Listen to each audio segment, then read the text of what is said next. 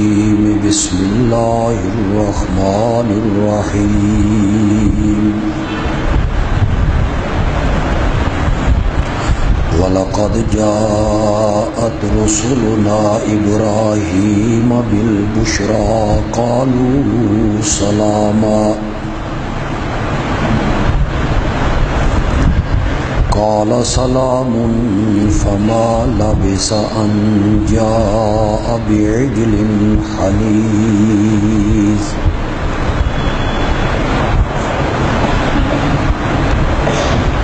فَلَمَّا رَأَى أَيْدِيَهُمْ لَا تَصِلُ إِلَيْهِ نَكِرَهُمْ وَأَوْجَسَ مِنْهُمْ خِيفَةً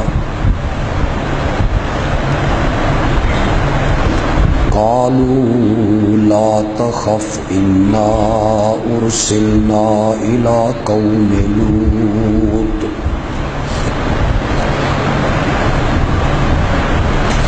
وامرأته قائمة فضحكت فبشرناها بإسحاق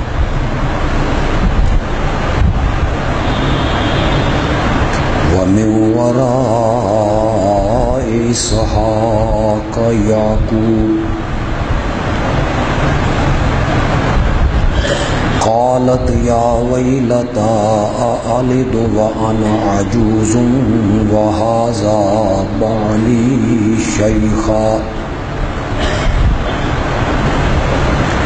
إن هذا لشيء عجيب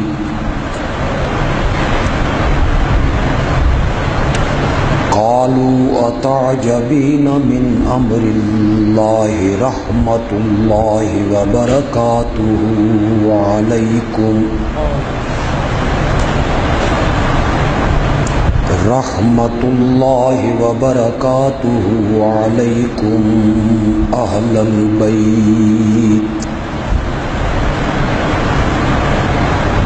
إنه حميد مجيد اللهم صل على سيدنا ومولانا محمد وعلى آل سيدنا ومولانا محمد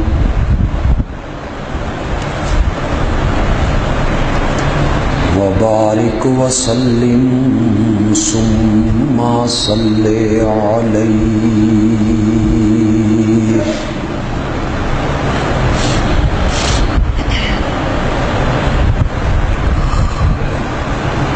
سورۃ ہود کے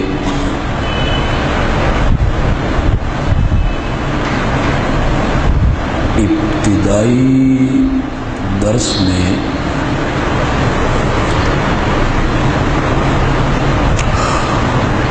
میں یہ بیان کر چکا ہوں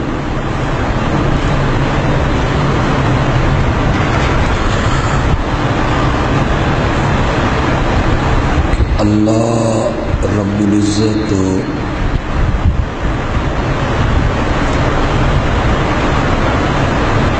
اس صورت میں 4 دعوے بیان فرمائیں گے۔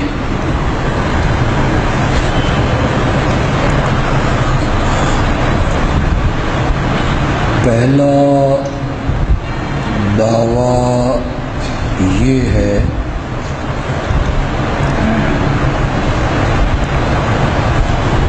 کہ اس پوری کائنات کا معبود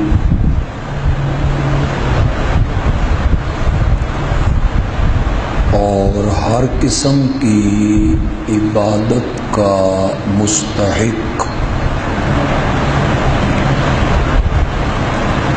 صرف اور صرف میں ہوں۔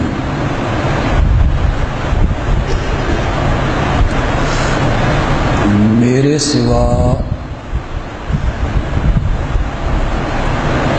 کوئی بھی عبادت عبادت کے لائق نہیں ہے۔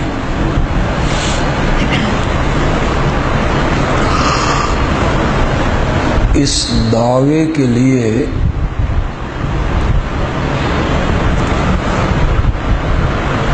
اللہ نے اس صورت میں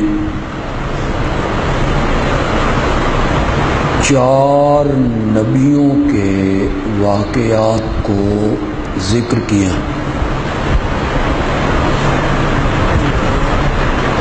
حضرت نوح علیہ السلام، حضرت ہود علیہ السلام،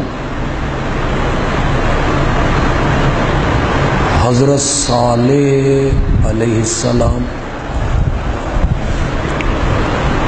اور حضرت شعیب علیہ السلام۔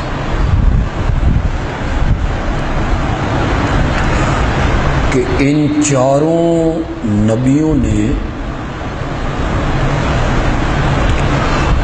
اپنی اپنی قوم کے سامنے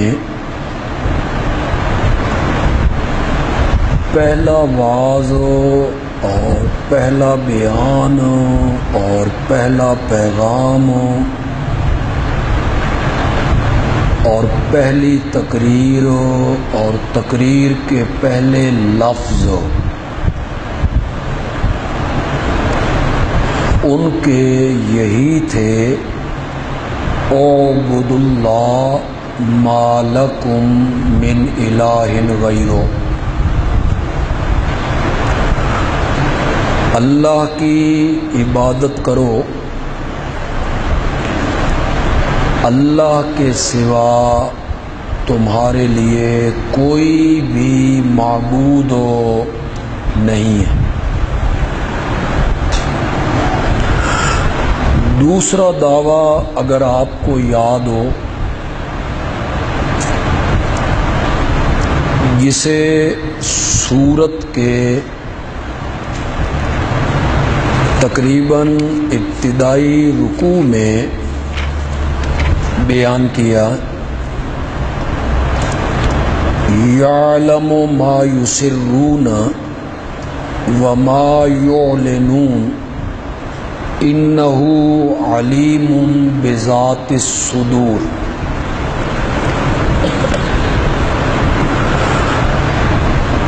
جو چیزیں تم چھپاتے ہو اور جو چیزیں ظاہر کرتے ہو، اللہ ہر چیز کا عالم ہے۔ یہ چھپانا اور ظاہر کرنا یہ تو اپنی جگہ پہ رہ گیا، وہ سینوں کے رازوں کو جاننے والا ہے۔ 12ویں پارے کی ابتدا میں اس دعوے کو تھوڑا سا اللہ نے واضح کیا، وَمَا مِن دَابَّةٍ فِي الْأَرْضِ إِلَّا عَلَى اللَّهِ رِزْقُهَا۔ زمین پہ رینگنے والا کوئی جاندار ایسا نہیں جس کی روزی ہمارے ذمے نہ ہو۔ یعلم مستقرہا ومستودعہا، اور وہ جاندار کہاں ٹھکانہ پکڑتا ہے، کس کس جگہ رہتا ہے، اور مرنے کے بعد اس نے کس جگہ کے سپرد ہونا ہے، اسے اللہ جانتا ہے۔ یہ دوسرا دعویٰ تھا۔ اب دوسرا دعویٰ کیا ہوا؟ عالم الغیب صرف کون ہے؟ اللہ کے سوا مخلوقات میں کوئی فرشتہ ہو یا کوئی پیغمبر ہو یا کوئی اللہ کا ولی ہو یا نیک بندہ ہو، کوئی زندہ ہو یا مردہ ہو، وہ عالم الغیب نہیں۔ علم غیب خاصہ ہے کس کا؟ اس صفت میں اس کے ساتھ کوئی شریک نہیں۔ میں یہاں ایک بات کی وضاحت کرنا ضروری سمجھتا ہوں۔ اس دعوے پر اللہ نے 2 نبیوں کے قصے ذکر کیے۔ پہلے دعوے پہ کتنے نبیوں کے؟ 4۔ اور اس دوسرے دعوے کے لیے کتنے نبیوں کے؟ ایک حضرت سیدنا ابراہیم خلیل اللہ اور ایک حضرت سیدنا لوط علیہ السلام۔ ان 2 نبیوں کا ذکر کر کے اللہ یہ ثابت کریں گے کہ یہ عالم الغیب نہیں۔ یہ اللہ وہاں سے ثابت کریں گے، میں اس کو بیان کروں گا، میں اس کا ترجمہ بھی کروں۔ لیکن ایک چیز کی وضاحت کرنا بہت ضروری ہے، اور یہ ان لوگوں کے لیے بہت ضروری ہے جو نئے آئے ہوں، پہلی دفعہ آئے ہیں، دوسری مرتبہ آئے ہیں، ابھی انہیں ہمارے موقف کا صحیح علم نہیں۔ یہ جب ہم ذکر کریں گے کہ انبیاء عالم الغیب نہیں، فلاں چیز کا انہیں پتہ نہ چل سکا، فلاں چیز کا علم انہیں نہ ہوا، تو لوگ جواب میں کہیں گے یہ نبیوں کے علم کو گھٹاتے ہیں، یہ نبیوں کے علم میں بحث کرتے ہیں، یہ کہتے ہیں انہیں فلاں چیز کا پتہ نہیں تھا، فلاں کا پتہ نہیں تھا، فلاں کا پتہ نہیں تھا، تو یہ علم کو گھٹا رہے ہیں۔ تو خدا کے لیے پہلے ایک حقیقت کو سمجھیے، علم میں بحث نہیں ہے، میرے علم میں گفتگو نہیں، ایک اللہ سے کم اور ساری خلقت سے زیادہ علم ہوتا ہے انبیاء کے پاس۔ تھوڑا سا آواز کم کریں، گھٹائیں اس کا آواز۔ اور سارے انبیاء سے زیادہ علم ہے حضرت محمد الرسول اللہ صلی اللہ علیہ وسلم کے پاس۔ بحث علم میں نہیں ہے۔ یہ یہاں دھوکہ دیتے تھے لوگ، یہ نبیاں دا علم گھٹاندے نے، یہ نبیوں کا، اور کم کریں، یہ نبیوں کا علم گھٹا رہے ہیں، کم کر رہے ہیں، علم میں بحث کر رہے ہیں۔ علم میں بحث نہیں ہے، بحث کس میں ہے؟ علم میں۔ اس کو خدا کے لیے سمجھیے، علم انبیاء کا سب سے زیادہ، اور پھر سارے انبیاء کا علم اکٹھا کریں تو میرے نبی کے علم کا مقابلہ نہیں ہو سکتا۔ علم میں بحث نہیں ہے، بحث کس میں ہے؟ بحث ہے علم غیب میں، ہر چیز کو جاننا، ہر چیز سے واقف ہونا، ہر چیز سے باخبر ہونا۔ میرے دل میں راز کیا ہے؟ اس کائنات میں درخت کتنے، ان پر لگنے والے پتے کتنے، گھاس کے تنکے کتنے، اس کائنات میں ریت کے ذرے کتنے، اس کائنات میں سمندر، دریا، نہریں، ندیاں، نالے، چشمے کتنے ہیں، پانیوں کی مقدار کتنی ہے، کیڑے مکوڑے، مکھیاں، مچھر، سانپ، درندے، چرندے، پرندے، اور کوئی پرندہ جب فضا میں اڑتا ہے کتنی مرتبہ پر کھولتا ہے اور کتنی مرتبہ بند کرتا ہے۔ یہ ہے علم غیب، یہ خاصہ نبیوں کا نہیں۔ یہ سمجھانا چاہتے ہیں لوگوں کو، لوگ نہیں سمجھ رہے ہیں۔ لوگ سمجھتے ہیں انبیاء، نبی پاک صلی اللہ علیہ وسلم کو اگر ہم کہیں وہ عالم الغیب ہیں، ہر چیز کو انہیں پتہ ہے، اس میں کوئی خوبی ہے یار؟ اس میں کوئی کمال ہے؟ اس میں یہ کوئی صفت ہے مخلوق کے لیے؟ کیوں آپ کے لیے ضروری ہے کہ آپ کو پتا ہو کہ اس دنیا میں مکھیاں کتنی رہتی ہیں؟ کیوں جی؟ آپ کو علم میں آنا ضروری ہے کہ اس دنیا میں کیڑے کتنے ہیں، چیونٹیاں کتنی ہیں، مچھر کتنے ہیں، پرندے کتنے ہیں، پتے کتنے ہیں، درخت کتنے ہیں، گھاس کے تنکے کتنے ہیں، انسان کے جسم پہ اگنے والے بال کتنے ہیں، چرند پرند درند کتنے ہیں، حشرات الارض کتنے ہیں؟ یہ جاننا کوئی نبوت کے لیے ضروری ہے؟ نہیں، جاننا اس کے لیے ضروری ہے جس نے ان کی روزی کا انتظام کرنا ہے، اس کے لیے جاننا ضروری ہے۔ اسے پتا ہو کہ فلاں جاندار کہاں ہے، فلاں کیڑی کہاں ہے، فلاں چیونٹی کہاں ہے، فلاں پرندہ کہاں ہے۔ قرآن نے اس کو بیان وَمَا يَسْقُطُ مِن وَرَقَةٍ، ورقہ کہتے ہیں پتے کو، یسقط کا معنی کرو گرنا، آگے الا آیا تو ما کا معنی ہو گیا نہیں۔ وما یسقط من ورقۃ، درخت کی ٹہنی سے ٹوٹ کے کوئی پتا نہیں گرتا، الا مگر یعلمھا،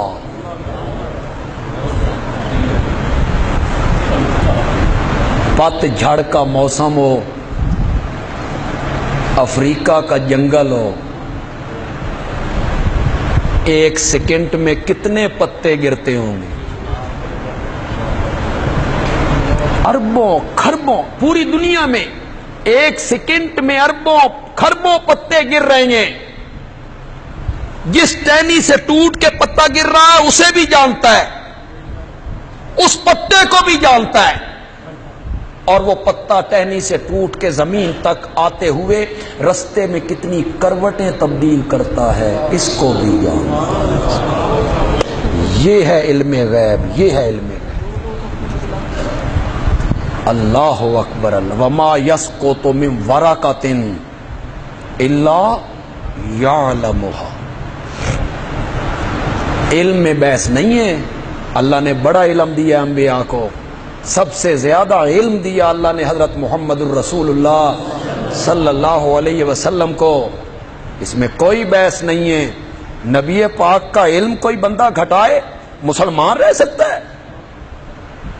ہم کون ہوتے ہیں علم میں بحث کرنے والے؟ انبیاء کے علم میں گفتگو کرنے والے، ہماری کیا مجال ہے؟ علم میں گفتگو نہیں ہے، گفتگو کس میں ہے؟ زور سے بولو۔ جب ہم اسے بیان کرتے ہیں تو لوگ کہتے ہیں یہ علم گھٹا رہے ہیں۔ علم نہیں گھٹا رہے ہیں، یہ بتا رہے ہیں کہ علم غیب خاصہ اللہ کا ہے، علم غیب مخلوق کا خاصہ۔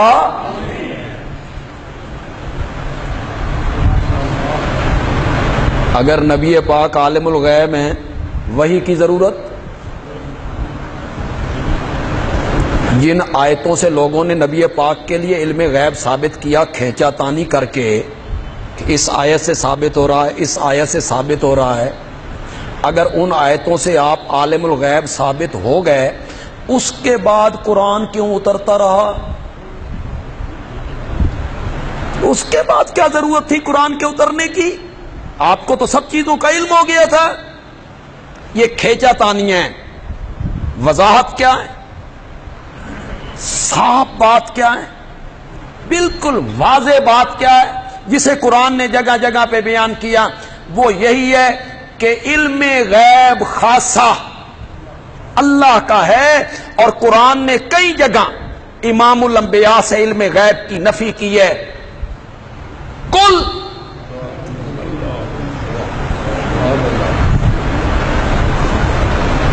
یہ سورۃ انعام ہے، غالباً آیت نمبر 50 ہے، غالباً دیکھ لیں، کوئی حافظ بیٹھا ہے تو وہ دیکھے اور مجھے بتائے آیت نمبر کیا ہے۔ 50 ہی ہے، آیت نمبر 50۔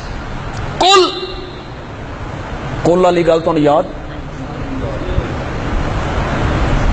میرے پیغمبر موضوع میں دے رہا ہوں، بیان تو کر. موضوع کس نے دیا؟ لیکن زبان آپ کی ہونی چاہیے. کل میرے پیغمبر فرمائیے لا اقول لکم، میں تم سے نہیں کہتا اندی خزائن اللہ کہ میرے پاس اللہ کے خزانے ہیں، میں تم سے یہ نہیں کہتا. ولا عالم الغیب، عالم میں جانتا ہوں، عالم میں جانتا ہوں، لا عالم الغیب. اور کیڑی دلیل منگدے ہو جی؟ اس نو آدن ایک دونی دونی تے دو دونی چار، نہ چونکہ چنانچہ اگرچہ مگرچہ یعنی کہ مفہوم یہ ہے فلاں نے لکھا. ولا عالم الغیب، میں غیب نہیں جانتا. سورۃ انعام ہے، اس کی آیت نمبر کیا ہے؟ 50. سورۃ آراف ہے،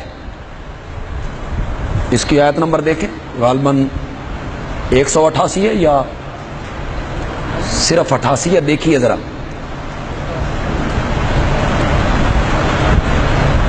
کل، پھر وہی کل آ گیا. کل میرے پیغمبر آپ کہیں،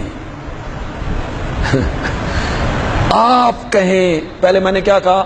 موضوع میں رکھوں گا، بیان آپ کریں. اب میں ایک اور رنگ میں کہنا چاہتا ہوں، میرے پیغمبر آپ کہیں. میری تو پتہ نہیں مندے یا نہیں مندے، تیرے ساتھ تو محبت کا دعویٰ کرتے ہیں، متا تیری مندے ہون. لہذا میرے پیغمبر آپ کہیں لا عملے کو. یہ لا عملے کو کا میں نہ کرو. کتنی واضح آتے ہیں یار. میں مالک نہیں ہوں لے نفسی، اپنی جان کے لیے، نفعن ولا ضررن، نہ نفع کا نہ نقصان کا. ولو کنت عالم الغیب، اگر میں غیب جانتا ہوتا، لستکثرت من الخیر، میں دنیا کی ساری بھلائیاں اکٹھی کر لیتا. وما مسنی السوء، اور مجھے زندگی میں کبھی کوئی تکلیف ہو. کتنی واضح آیت ہے. اگر میں غیب جانتا ہوتا تو میں دنیا کی بھلائیاں اکٹھی کر لیتا، مجھے کبھی تکلیف ہو نہ پہنچتی. میرے دانت شہید نہ ہوتے، میرا سر زخمی نہ ہوتا، میں ایک گڑھے میں نہ گرتا، حضرت عائشہ پہ تہمت لگتی تو میں 1 مہینہ پریشان نہ ہوتا. 70 صحابی دھوکے سے مانگ کے لے گئے اور ایک ایک کو انہوں نے وہاں جا کے ذبح کر دیا. اگر میں غیب جانتا ہوتا تو میرے ساتھ یہ حادثہ پیش ہو نہ آتا. خیبر میں مجھے زہر نہ دیا جاتا. جس یہودن عورت نے زہر دیا تھا، آپ نے ایک لقمہ کھا لیا جی، دوسرے لقمے پہ آ کے جبریل نے ہاتھ پکڑا اور ایک روایت میں ہے کہ لقمہ بولا. ایک صحابی حضرت بشر وہ اس زہر کی وجہ سے شہید ہو گئے. اٹھاؤ حدیث کی کتابیں. ایک صحابی یہ زہر کھانے کی وجہ سے شہید ہوئے. میرے نبی پاک نے ایک لقمہ کھایا اور انتقال کے وقت آپ نے میری ماں سیدہ عائشہ صدیقہ رضی اللہ تعالی عنہا سے فرمایا، عائشہ ایسے لگتا ہے میرا جگر اندر سے کٹ رہا ہے اور یہ اسی خیبر والے لقمے کا اثر ہے.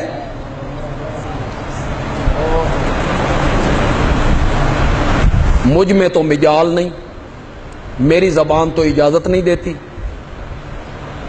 ان لفظوں کے کہنے کی، ان کفریہ لفظوں کے کہنے کی میری زبان تو اجازت نہیں دیتی، آپ کی زبان اجازت دیتی ہے تو فیصلہ کرو۔ نبی پاک کو زہر کا پتہ تھا، جان بوجھ کے صحابہ کو کھلایا۔ تم کہہ سکتے ہو تو کہو، ہم اسے کفر سمجھ۔ یہ کتنے واقعات ہیں، میں ساری بھلائیاں اکٹھی کر لیتا اور مجھے کبھی کوئی تکلیف ہو نہ، کبھی کوئی مصیبت مجھے نہ پہنچتی۔ پھر بات لمبی ہو رہی۔ سورت ہود کا دوسرا دعویٰ کیا؟ تو سا نہیں بولنا، مجھے ہی پتہ چلے کہ آپ کو کوئی چیز سمجھ آ رہی کہ نہیں آ رہی۔ سورت ہود کا دوسرا دعویٰ کیا ہے؟ عالم الغیب صرف اور صرف کون ہے؟ دلوں کے راز جاننے والا وہ، پوشیدہ ظاہر چیزوں کو جاننے والا وہ، ہر ایک کے ٹھکانے کو جاننے والا وہ، مرنے کے بعد کون جہاں کہاں سپرد ہوگا، صرف انسان نہیں، دابا کہاں سپرد ہوگا اس کو جاننے والا۔ انہ بکل شیء علیم یعلم ما بین ایدیہم وما خلفہم۔ یہ صفت مخلوق کی نہیں ہے، یہ صفت کس کی ہے؟ اس پر اللہ نے دو نبیوں کے واقعات پیش کی۔ پہلا واقعہ پیش کیا حضرت سیدنا ابراہیم خلیل اللہ علیہ السلام، جب ان کے پاس فرشتے آئے انسانی لباس میں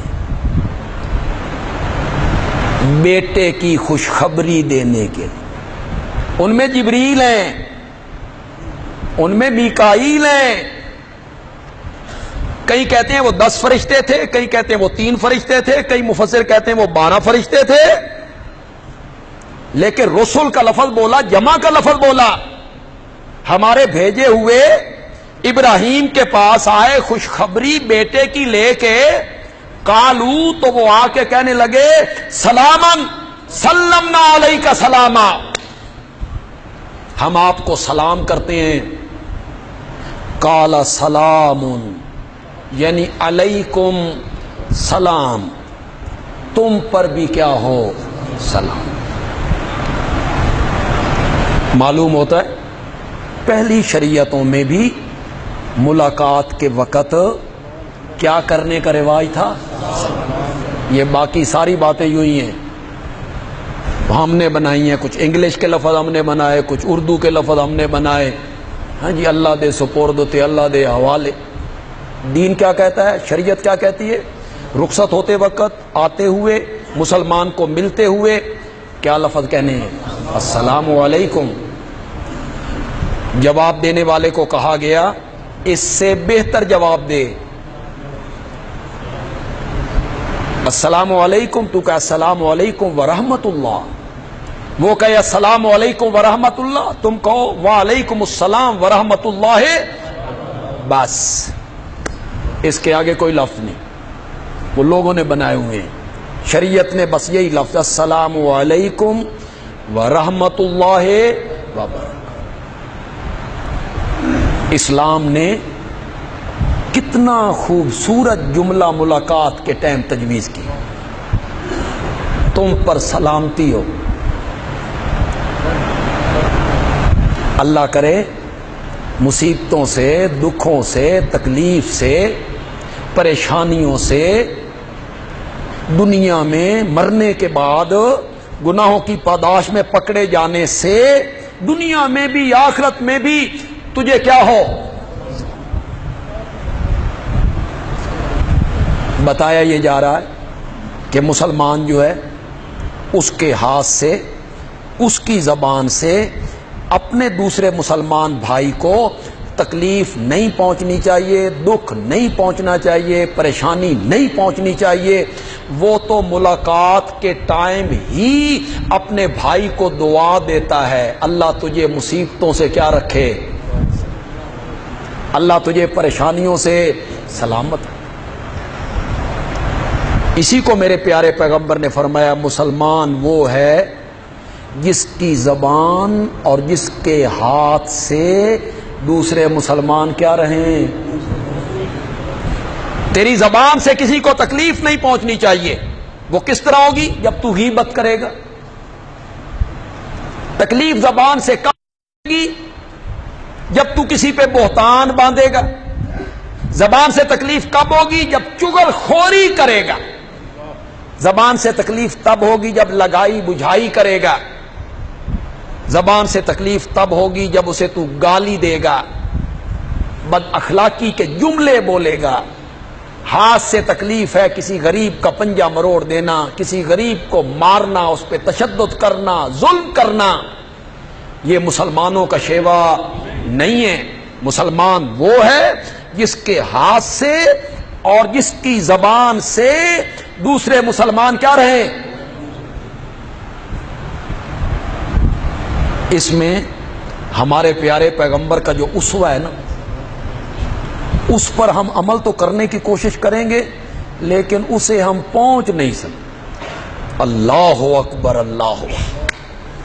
حضرت انس کہتے ہیں یہ میرے نبی کے گھریلو ملازم ہیں، گھر میں کام کرتے ہیں. 10 سال رہے ہیں. 10 سال. کتنے؟ 10 سال میرے نبی کے گھر میں رہے ہیں، گھریلو ملازم ہیں. حضرت انس کہتے ہیں 10 سالوں میں مجھ سے نقصان بھی ہوئے، غلطیاں بھی ہوئیں، لیکن میرے نبی پاک نے ایک مرتبہ بھی نہیں ڈانٹا. کون پہنچے اس اخلاق کو؟ یہ بہت دور کی بات ہے. جتنا میرا نبی اعلیٰ ہے اتنے ہی میرے نبی کے اخلاق بھی کیا ہیں. ملازم غلطی کرتا، بیٹا بھی غلطی کرتا ہے تو لوگ اسے 2-4 سنا دیتے ہیں، سکا پتر. ملازم تو پھر دور کی بات. ملازموں کے ساتھ تو لوگ زیادتیاں کرتے ہیں، مارتے ہیں، پیٹتے ہیں. کئی فیس بک پہ آپ دیکھا ہے عورتیں ان کو مار رہی ہیں اور گرم چولہوں میں جھونک رہی ہیں، ان کے بدن کو داغ دیا جائے. اسلام نے اس سے منع کیا. آخری لفظ جو تھے میرے پیارے پیغمبر کے، اللہ اکبر. کیوں بھائی؟ مرنے فوت ہونے والا جو آخری لفظ کہتا ہے سب سے اہم نہیں ہوتے اس کی ذہن میں؟ جو سب سے اہم چیز ہو وہ سب سے آخر میں اس کو کہنے کا موقع مل جائے تو وہی کہتا ہے. میرے پیارے پیغمبر نے انتقال سے پہلے جو آخری جملے کہے، فرمایا الصلاۃ الصلاۃ وما ملکت ایمانکم. نماز کا خیال کرنا اور اپنے ماتحت لوگوں کا، غلاموں کا خیال کرنا، نوکروں کا خیال کرنا. آج کل سیلز مین ہیں، مزارے ہیں، جو نیچے کام کرنے والے مزدور ہیں، یہ سارے اس میں شامل ہیں. میرے نبی نے جو فرمایا وہ تو آپ اور میں کر ہی نہیں سکتے. کر سکتے ہیں لیکن مشکل بڑا ہے. کر سکتے، نہ کر سکنے کا لفظ غلط نکل گیا. کر سکتے ہیں لیکن بڑا مشکل ہے. میرے پیارے پیغمبر نے فرمایا جو خود کھاؤ وہ ان کو کھلاؤ اور جو خود پہنو وہ انہیں پہنو. کون پہنچے اس اخلاق پہ؟ میرے پیارے پیغمبر غلاموں کے بارے میں، ماتحت لوگوں کے بارے میں میرے پیارے پیغمبر کتنی زبردست قسم کی نصیحتیں اور وصیتیں امت کو کر کے گئے. السلام علیکم کا کہنا اس بات کی دلیل ہے کہ دوسرے مسلمان کو میں بتانا چاہتا ہوں کہ میرے کولوں تین کوئی خطرہ، میں تجھے گولی مار دوں گا، چھری مار دوں گا، چاقو مار دوں گا، تیری جیب نہ، میری طرف سے تجھے کوئی خطرہ نہیں. میں تو خود تجھے سلامتی کی کیا دے رہا ہوں. قرآن کہتا ہے مہمانوں کو بٹھایا، فما لبث ان جاء بعجل حنیذ. دیر نہیں کی کہ مہمانوں کے سامنے ایک تلا ہوا، بھنا ہوا بچڑے کا گوشت بطور مہمانی پیش کر. یہ ضروری نہیں ہے کہ بچڑا ذبح کیا ہوگا، شاید اللہ نے تعبیر اس طرح کر دیا ہو اور مراد ہو بچڑے کا گوشت، جتنا ملا جہاں سے ملا گھر میں پڑا تھا، اسے بھونا تلا پکایا مہمانوں کے سامنے پیش کر. ان سے یہ نہیں پوچھا کہ گرم چلے گا یا ٹھنڈا، یہ نہیں پوچھا. معلوم ہوتا ہے یہ مہمان نوازی کے خلاف ہے. مہمان سے پوچھنا کہ گرم چلے گا یا ٹھنڈا، چائے پیئیں گے آپ؟ اب وہ بے حیا تو ہے نہیں کیونکہ ہاں میں پینی ہے. پوچھنے کا کیا مطلب ہے؟ حضرت ابراہیم علیہ السلام کا جو یہ اسوہ ہے اور یہ جو طریقہ ہے اللہ کے پاک پیغمبر کا، یہاں سے ثابت ہوا کہ جب مہمان آ جائیں ان سے پوچھا نہ جائے، اور جس چیز کے پیش کرنے کا وقت ہو وقت کے مطابق وہ چیز ہو پیش کر. پانی کا وقت ہے تو پانی پیش کر دیں، چائے کا وقت ہے تو چائے پیش کر دیں، کھانے کا وقت ہے تو کھانا. مہمانوں کی اسلام نے قدر کرنے کی حکم دیا ہے اور بڑا ان کے بارے میں عزت کرنی. پھر میں نے کہا نا کہ کہاں میرے نبی کے اخلاق اور کہاں ہم. ایک مہمان آیا، وہ واقف نہیں تھا مسجد کا ادب، مسجد کا احترام، مسجد کی تعظیم سے واقف نہیں تھا. وہ مسجد کے سین میں بیٹھ کے پیشاب کرنے لگ گیا. صحابہ جو اٹھے اسے برا بھلا کہنے کے لیے تو میرے نبی نے روک دیا. نہیں، کہ پیشاب کا درمیان میں روک دینا یہ انسان کے جسم میں بیماری جنم لینے کا باعث ہو جاتا ہے. نہ روکو، یہ بیمار نہ ہو. اور جب وہ اس نے پیشاب کر لی تو صحابہ کے ساتھ مل کر میرے پیارے پیغمبر نے اس مسجد کو صاف کر. تو مہمان کی جو قدر ہے، عزت ہے، شریعت نے اس کا بہت زیادہ اس کی طرف اشارے کیے. پیش کیا وہ کھانا. فلما رأى أيديهم، پھر جب دیکھا ان کے ہاتھوں کو، لا تصلوا إليه، کہ وہ کھانے کی طرف بڑھو. بھنا ہوا گوشت ہے تو ان سن کے بھی تھوڑے منہ پانی آ گیا. تلا ہوا گوشت ہے، بھنا ہوا گوشت ہے، اس کی خوشبوئیں ہیں، ان کے ہاتھ آگے نہیں بڑھ رہے ہیں. ناکرم، تو انہیں اجنبی سمجھا. پنجابی کہیں گے اوپرا سمجھیا، اوپرا. ناکرم اوجس منہم خیفتن، اور دل ہی دل میں ڈرے، خوف محسوس کیا، میرا نمک کیوں نہیں کھاندے. اس زمانے میں جس کا نمک کھا لیتے تھے اس کو تکلیف نہیں پہنچاتے تھے. تو یہ میرا نمک نہیں کھا رہے ہیں، کہیں میرے دشمن نہ ہوں، مجھے تکلیف نہ پہنچانا چاہتے ہوں. ڈرے، ڈرنے کے آثار چہرے پہ ظاہر ہوئے. قرآن نے اس واقعے کو کئی جگہوں پہ ذکر کیا. سورہ زاریات میں ذکر کیا، کئی جگہوں پہ ذکر کیا، مختلف انداز میں ذکر کیا. ڈرے، چہرے پہ آثار خوف کے ظاہر ہوئے. فرشتوں نے اس خوف کو بھانپا تو وہ کہنے لگے لا تخف، ڈریے نہیں. جنہیں آپ انسان سمجھے بیٹھے ہیں اور مہمان نوازی کے چکر میں پڑے ہوئے ہیں، ہم فرشتے ہیں. انا ارسلنا الی قوم لوط، ہم تو بھیجے گئے ہیں کس قوم کی طرف؟ ہم تو عذاب کا پیغام لے کے جا رہے ہیں، ہم تو اس بستی کو تباہ کرنے جا رہے ہیں، سدوم کو. آپ ہمیں انسان سمجھ کے ہمارے سامنے یہ ساری مہمانی کر رہے ہیں. کیا سمجھ آئی؟ بولو ذرا بولو، کیا سمجھ آئی؟ حضرت ابراہیم زندہ ہیں، جاگ رہے ہیں، سوئے بھی نہیں ہیں، اونٹ بھی کوئی نہیں. سامنے کھڑے ہیں فرشتے جن راہوں سے چل کے آئے ہیں. سامنے کھڑے ہیں، اور حضرت ابراہیم علیہ السلام کو سامنے کھڑے ہوئے فرشتوں کی حقیقت کا پتہ نہ چل سکا۔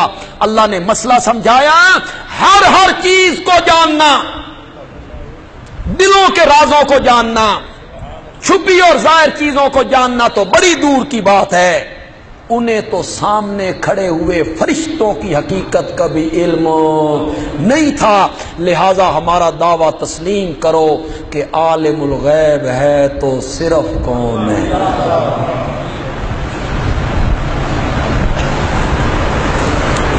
وہ اندر کھانا تیار کروانے میں مشغول ہیں اور جبریل باہر بیٹھے ہوئے ہیں، اسے بھی پتہ نہیں کہ اندر کیا ہو رہا ہے،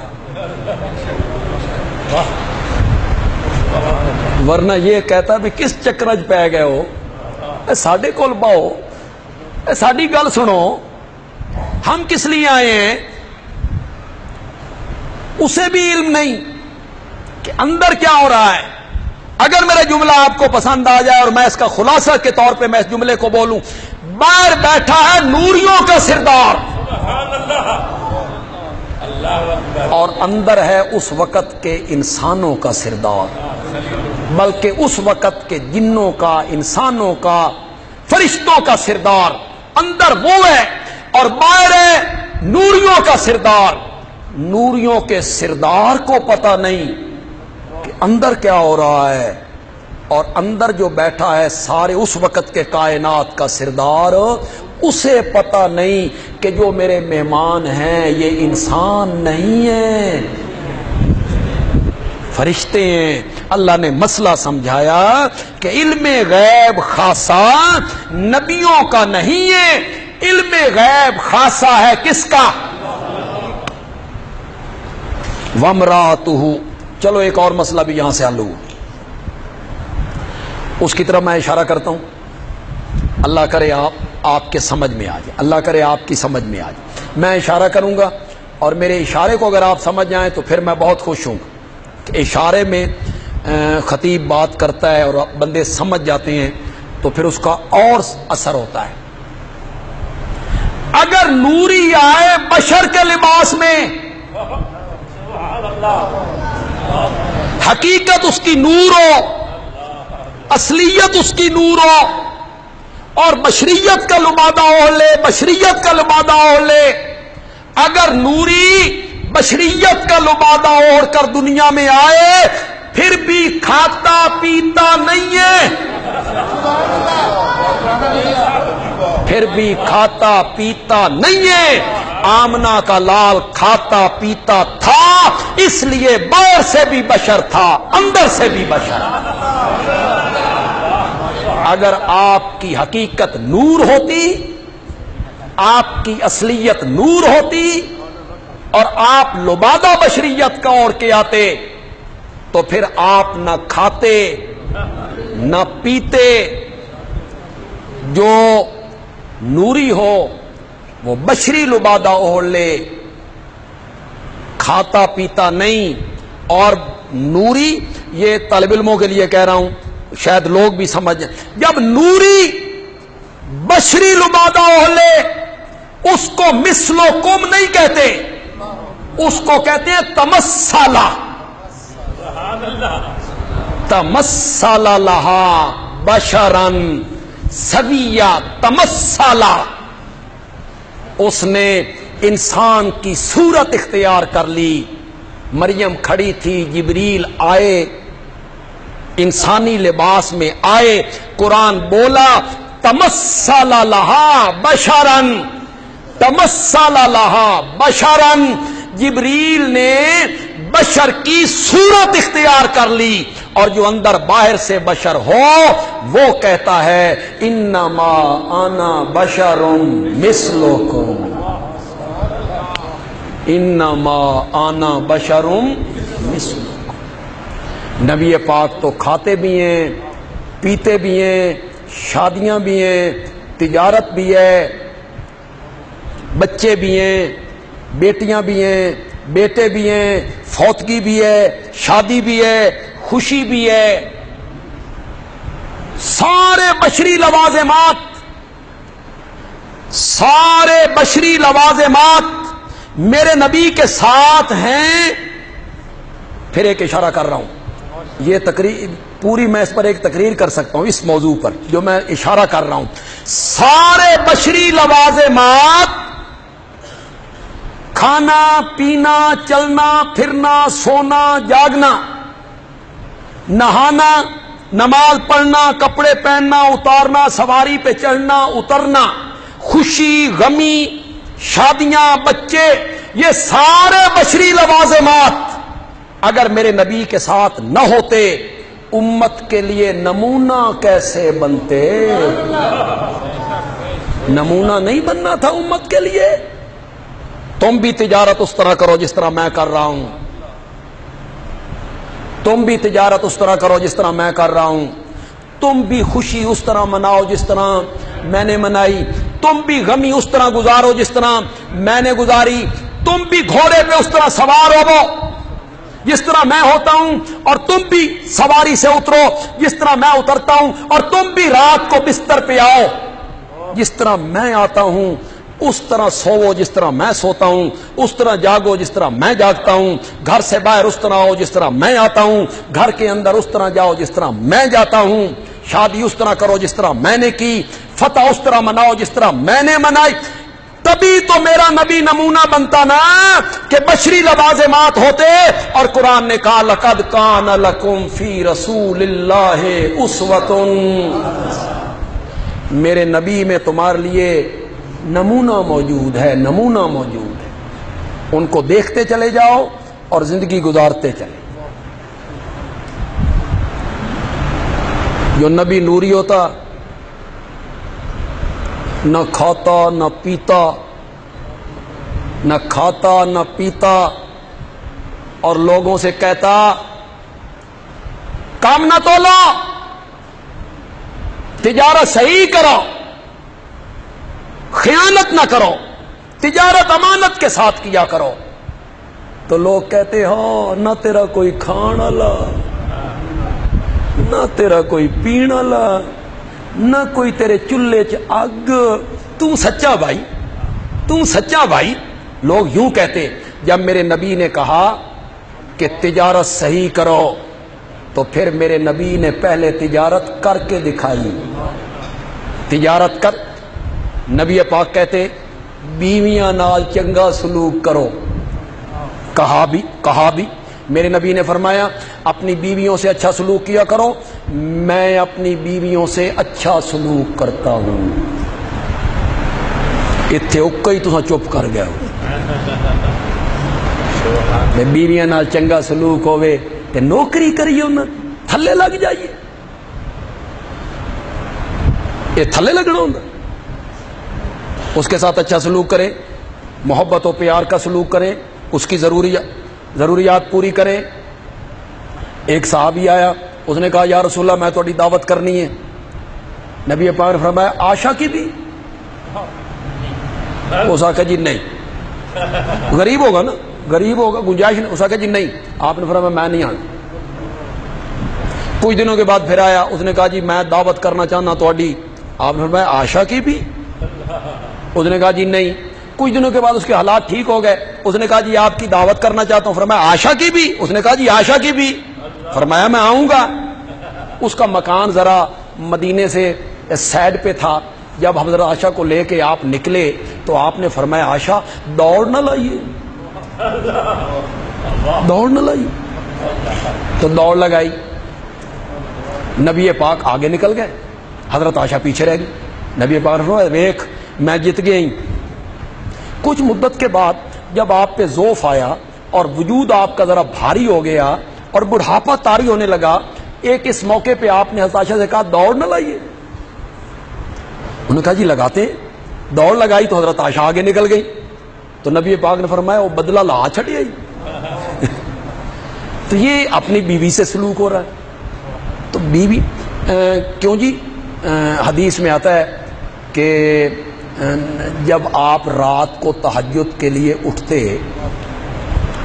آدھی رات کے بعد، حدیث میں کیا آتا ہے، میری ماں عائشہ صدیقہ خود روایت کرتی ہیں میری ماں خود روایت کرتی ہیں کہ جب آپ اٹھتے تھے نا تو رویدن رویدن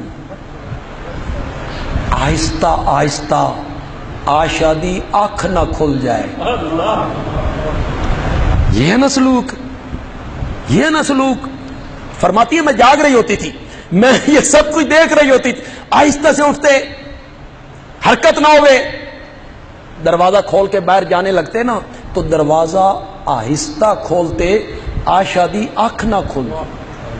پھر جب واپس آتے نا میں سب کچھ دیکھ رہی ہوتی تھی, دروازہ آہستہ سے بند کرتے, عائشہ دی آنکھ نہ کھل. سن راتی جاگ آوے, اساں پانی منگنے ہاں, چوتھا گھر بھی سن دو بھائی محنت جاگ آ گئی ہے, اس نو بھی نال جگاؤ, پانی لے کے آؤ.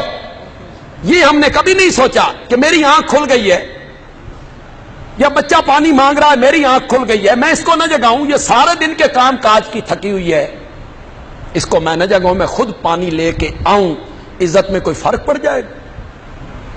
اتنے تسی بالکل چپ کر گئے ہو. انشاءاللہ عورتاں من دعاواں دیں گی انشاءاللہ کہ ساڈے حق چ بھی کوئی بولے ہے. تو میں عرض کیا کر رہا تھا, نبی پاک فرماتے بیویوں سے اچھا سلوک کیا کرو.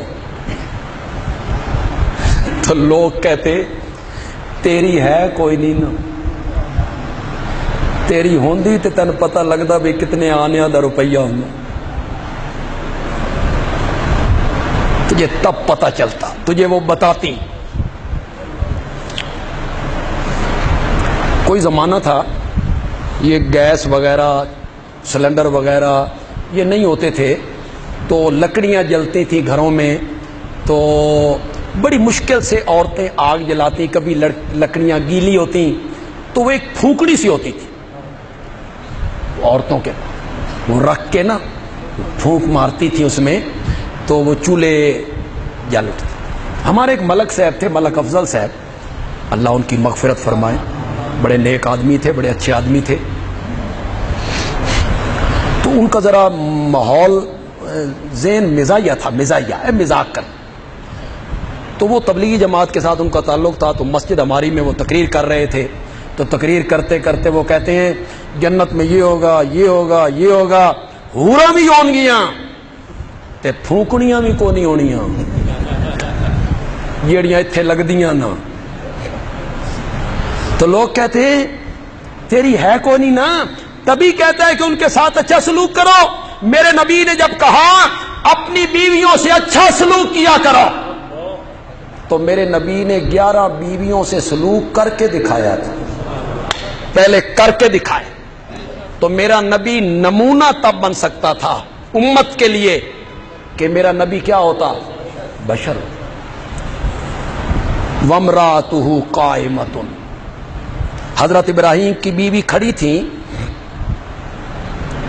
پہلے تو پردے میں تھی نا بھائی, اجنبی نے مرد نے, تے جلے سمجھ آئی بے تے فرشتے نے وہ بھی سامنے آ گئے. فضاحکت, وہ ہنس پڑی.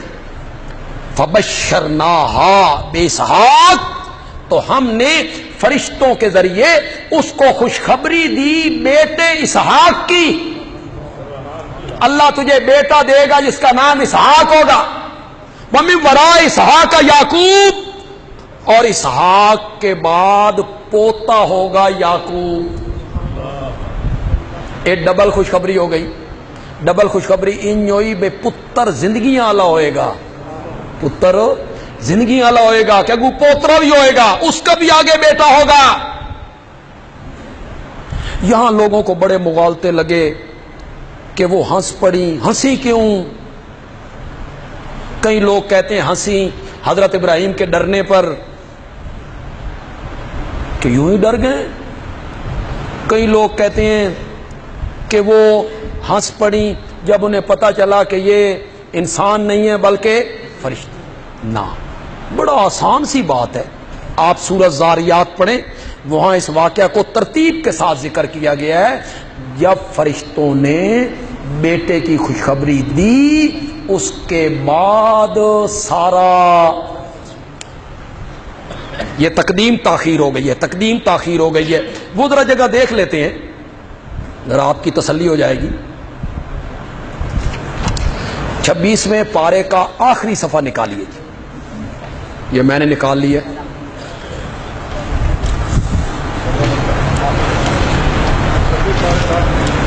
چھبیسویں پارے کا یہ صفحہ نمبر 676 ہے جی. صفحہ نمبر 676 ہے جی، جو ہمارے پاس قرآن کھلے ہوئے ہیں. سورت کا نام ہے الزاریات اور آیت نمبر ہے 26.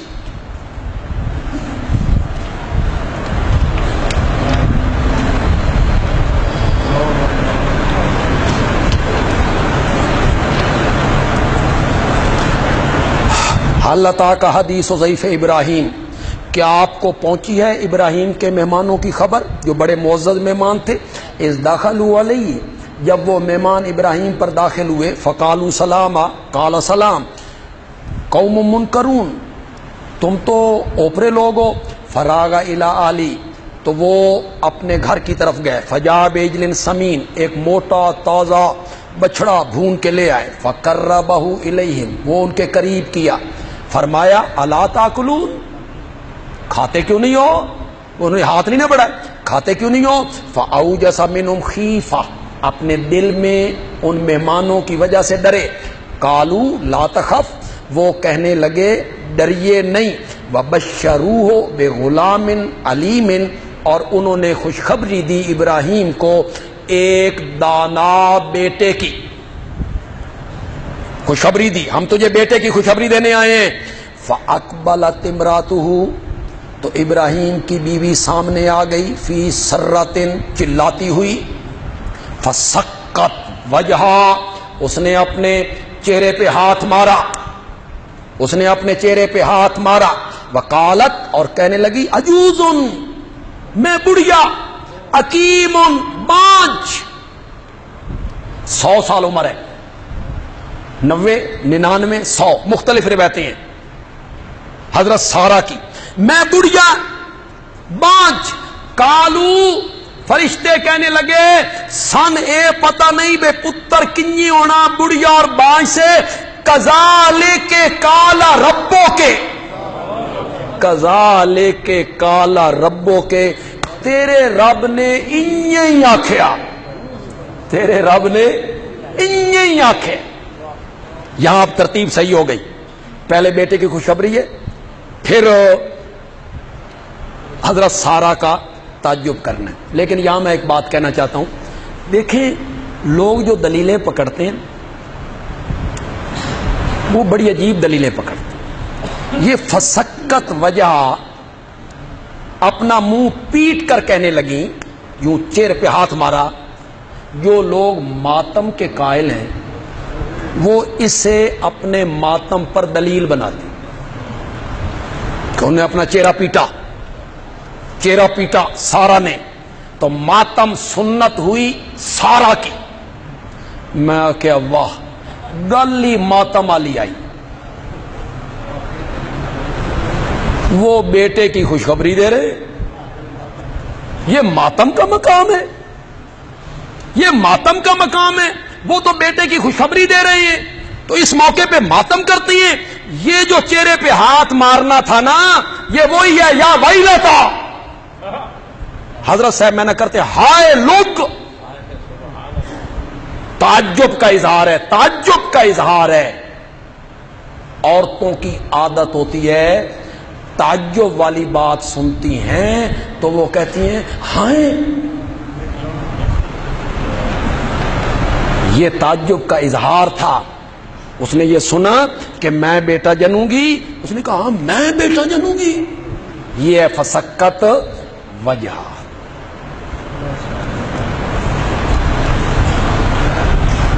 آلے تو قالت یا ویلتا، کہنے لگی ہائے خرابی. آلے تو کیا میں جنوں گی. وانا عجوز، میں بڑھیا. وہذا بالی شیخا، اور یہ میرا خامن یہ بوڑھا، بڑی عمر کا 120 سال عمر. تعجب کیا، میں جنوں گی؟ آگے سے فرشتے کہہ رہے ہیں اللہ کے حکم پہ تعجب کرتی ہو؟ بس یہاں تک ہم نے بیان کر دی، آئندہ جمعہ یہیں سے شروع کریں گے، اور آئندہ جمعہ بڑا اہم ہوگا۔ میں بڑے دلائل سے یہ بات ثابت کروں گا کہ اہل بیت کس کو کہتے ہیں، اہل بیت کون ہے، اہل بیت کا اطلاق کس پر ہوتا ہے، اور قرآن کے رنگ میں ہم پیش کریں گے۔